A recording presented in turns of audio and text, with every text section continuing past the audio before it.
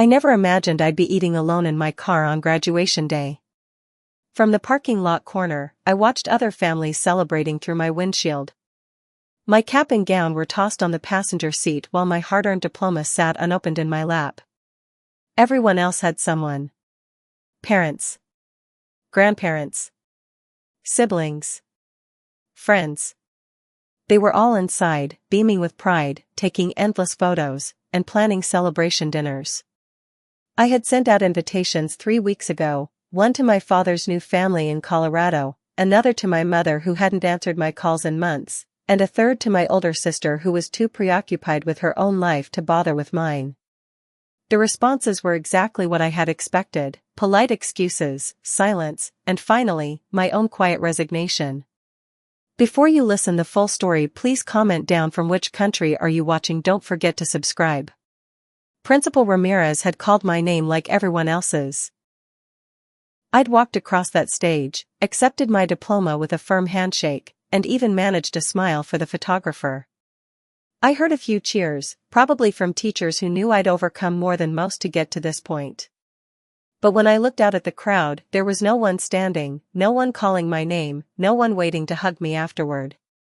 So I did what seemed sensible at the time. I changed out of my gown in the bathroom, slipped out the side door while families were still congregating, and drove through the first drive-thru I saw. Now I was sitting here, eating a tasteless sandwich and wondering if this moment, this achievement that was supposed to be monumental, would always feel this hollow. The sharp knock on my window nearly made me choke. Principal Ramirez stood there, still in her full academic regalia, looking at me through the glass with an expression I couldn't quite read. I reluctantly rolled down the window, preparing for some generic platitude about how I should be inside celebrating with everyone else. "Mind if I join you?" she asked instead. Before I could answer, she was already walking around to the passenger side. I quickly grabbed my cap and gown to make room, shoving them into the back seat along with empty coffee cups and textbooks I no longer needed. "Sorry about the mess," I mumbled as she folded her petite frame into my small car, her ceremonial robes bunching awkwardly around her. "I've seen worse," she said simply, adjusting her position. "You should see the teacher's lounge." An uncomfortable silence filled the car as I held my half-eaten sandwich, unsure what to do next. Principal Ramirez wasn't known for personal connections with students. In my 4 years, I'd only been in her office twice. Once when I was caught working through lunch to finish a scholarship application, and once when she called me in to tell me I had valedictorian potential if I applied myself more consistently. "You know," she finally said, looking straight ahead through the windshield rather than at me, "I noticed you weren't in the gym for the reception." I shrugged, taking another bite of my sandwich to avoid responding immediately. Wasn't really feeling the whole celebration thing. "I get that," she nodded, surprising me. "My own high school graduation? I spent the after-party hiding in the library. Last place anyone would look for me." This didn't fit the image of the stern, always composed Principal Ramirez I knew, the woman who gave perfectly measured speeches and seemed to glide through the hallways with unshakable authority. "Why?" I asked, genuinely curious. She smiled slightly. "My parents were having a very public argument about who I'd be living with after the ceremony. Made the whole proud family thing feel like a bit of a farce." She paused, then added, "They'd been divorced for 5 years at that point, but somehow my graduation day seemed like the perfect time to rehash old grievances." "That sucks," I offered lamely, not knowing what else to say. "It did," she agreed. "But you know what? That day wasn't really about them." I snorted. "Yeah, well, today isn't really about anyone for me." "No audience, no problem, right?" Principal Ramirez turned to face me now. "I saw your academic record, Sophia. I know what you've been dealing with. Working evening shifts at that cafe while maintaining a 3.9 GPA isn't something just anyone could do." I shifted uncomfortably. I didn't like being reminded of the balancing act my life had become since I started living on my own last year. The juggling of work schedules with exam dates, the constant exhaustion, The way I'd sometimes fall asleep in the school library during my free periods because it was the only quiet place I could rest. It's not a big deal, I muttered. Lots of kids have it worse. That doesn't make what you've accomplished any less significant, she countered. You know, when I saw your name on the graduating list, I made a point to watch for you specifically today. Why? I asked, genuinely confused. I wasn't a troublemaker, but I wasn't exactly the type of standout student principals usually noticed. Because 4 years ago, your middle school counselor called me, she said quietly. She warned me you might not make it to graduation. Said your home situation was deteriorating, that you'd missed too many days in 8th grade, that you might drop out before sophomore year. She paused. She wasn't being pessimistic. She was just looking at the statistics. Girls in your situation often don't make it. I remembered that time all too well, Mom's depression deepening after the divorce, Dad starting a new family and gradually forgetting about his old one, the eviction notice, sleeping on friends' couches until finally my sister let me crash at her apartment until she too decided I was too much responsibility. Yeah, well, I said, trying to keep my voice steady, spite is a pretty powerful motivator. Principal Ramirez actually laughed at that. Indeed it is. But it takes more than spite to do what you've done, Sophia. It takes something special. We sat in silence for a moment, the sounds of distant celebration still floating through the air. I'd stopped eating, the food suddenly tasteless. You know what I think? Principal Ramirez finally said.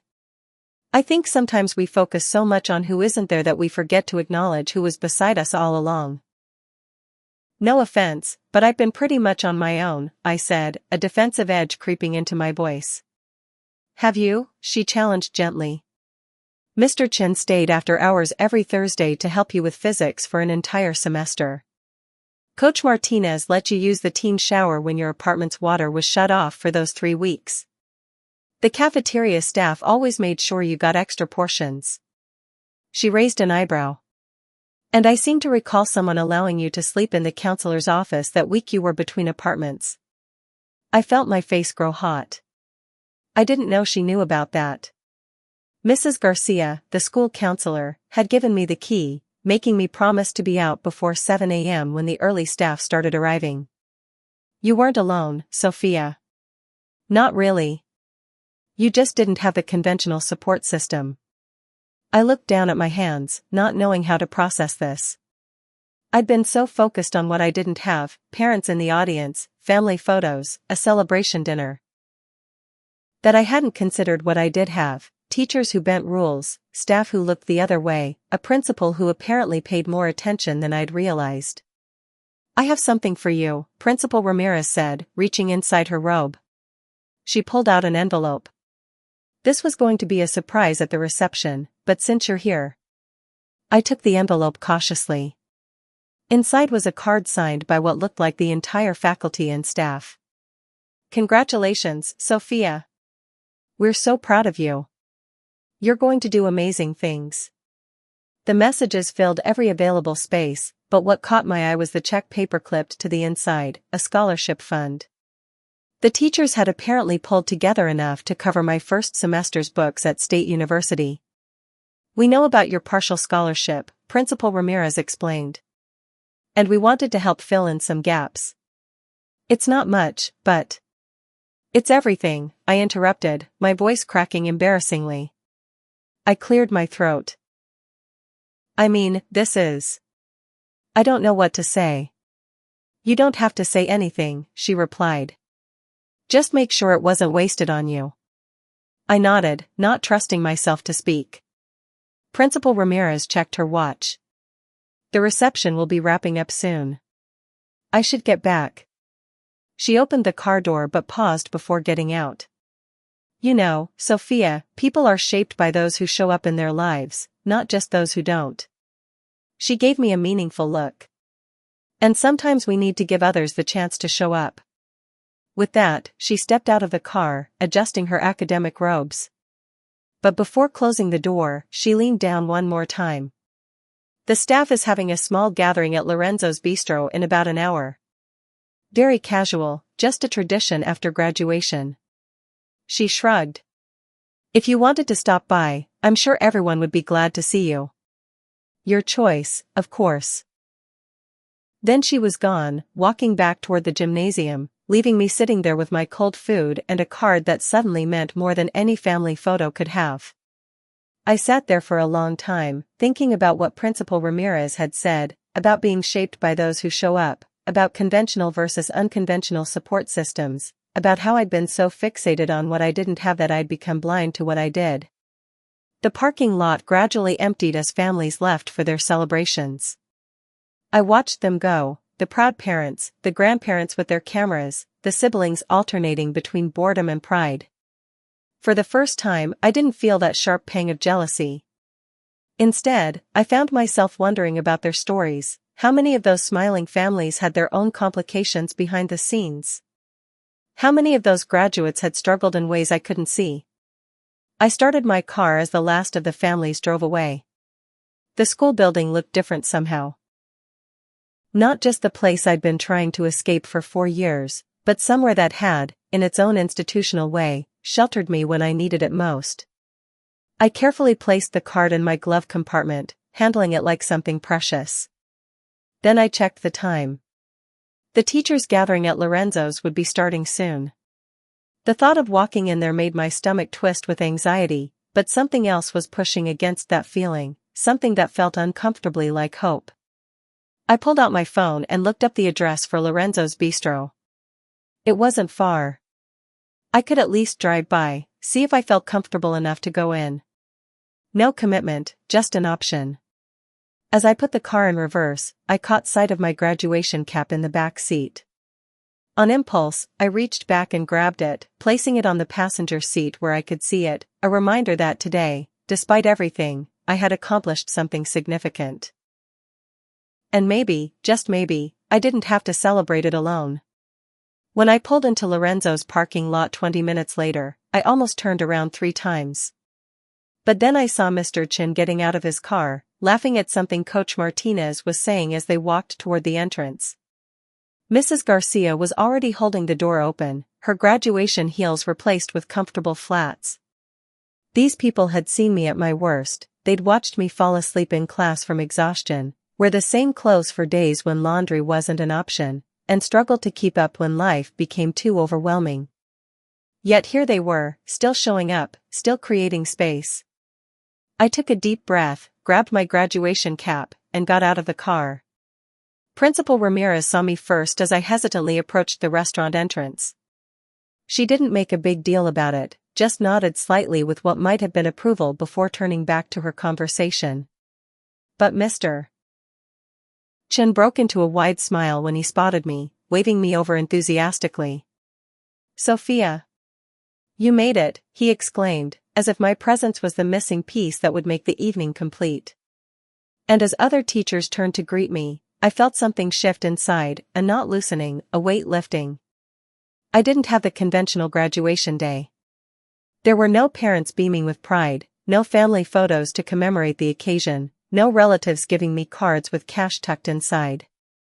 But as I stepped into that restaurant, surrounded by people who had quietly supported me for years, I realized I had something perhaps even more valuable, a chosen family who had seen my worth when I couldn't see it myself. Sometimes life doesn't give us the celebrations we think we deserve. Sometimes we eat alone in our cars while others gather inside. But sometimes, if we're lucky, someone knocks on our window and reminds us that we're not as alone as we feel. And sometimes, that makes all the difference. When I think back on my graduation day now, I don't remember the empty seats where my family should have been. Instead, I remember the unexpected knock on my window, the card filled with genuine messages of pride and support, and the moment I walked into that restaurant to find people who were genuinely happy to see me there. I remember Mrs. Garcia pulling me into a fierce hug, whispering, "I always knew you'd make it." I remember Coach Martinez raising a toast that made everyone cheer and made me blush furiously. I remember Mr. Chin showing me photos of his own daughter's recent college graduation, telling me with absolute certainty that I'd get there too. And I remember Principal Ramirez, watching it all with quiet satisfaction, catching my eye across the room and giving me a small nod that somehow said everything that needed to be said. That night taught me something crucial about life and about family. It taught me that sometimes the most meaningful connections aren't the ones we're born into, but the ones we build along the way. It taught me that support can come from unexpected places, and that sometimes the people who see our struggle most clearly are the ones watching from a slight distance, from the front of a classroom, from the sidelines of a field, from behind a principal's desk. In the years since graduation, I've stayed in touch with many of them. Mrs. Garcia attended my college graduation 4 years later, front row, cheering loudly enough to make up for a dozen absent relatives. Mr. Chen wrote me a glowing recommendation for my first teaching job. And Principal Ramirez? She invited me back as a guest speaker last year, introducing me to the senior class as proof that determination can overcome any obstacle. I still have that card, tucked safely in a memory box along with my diploma and tassel. The check was cashed long ago, the money spent on textbooks as intended, but the messages inside are worth far more than any dollar amount could convey. Sometimes I think about what would have happened if Principal Ramirez hadn't knocked on my window that day. If she'd seen me sitting alone in my car and decided it wasn't her place to intervene. If she'd walked past, assuming I wanted solitude rather than connection. I might have driven home that night still believing I was entirely on my own in the world. I might have missed out on that gathering, on the relationships that continued long past my high school years, on the realization that I had people in my corner all along, people who were invested in my success, people who saw potential in me when I couldn't see it myself. It's a small thing, really, a knock on a window. A simple gesture that takes only seconds to perform. But for me, it was the dividing line between isolation and connection, between believing I faced the world alone and understanding that I was part of something larger than myself. I think about that often in my work now as a high school counselor. I think about the students who might be sitting alone in their cars, figuratively or literally. I think about how easy it is to mistake someone's solitude for a desire to be left alone, when what they might really need is for someone to reach out, to knock on the window, to say, "I see you there, and you matter." So I watch for them, the ones who slip out of assemblies early, who eat lunch alone, who never seem to have anyone waiting for them after school events. I watch, and I reach out, and sometimes, when I'm very lucky, I get to be for them what Principal Ramirez and the others were for me, a reminder that they're not as alone as they feel.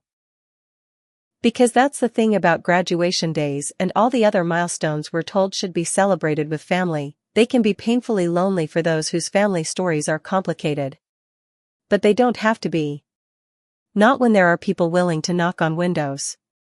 Not when there are communities willing to expand their circles to include one more.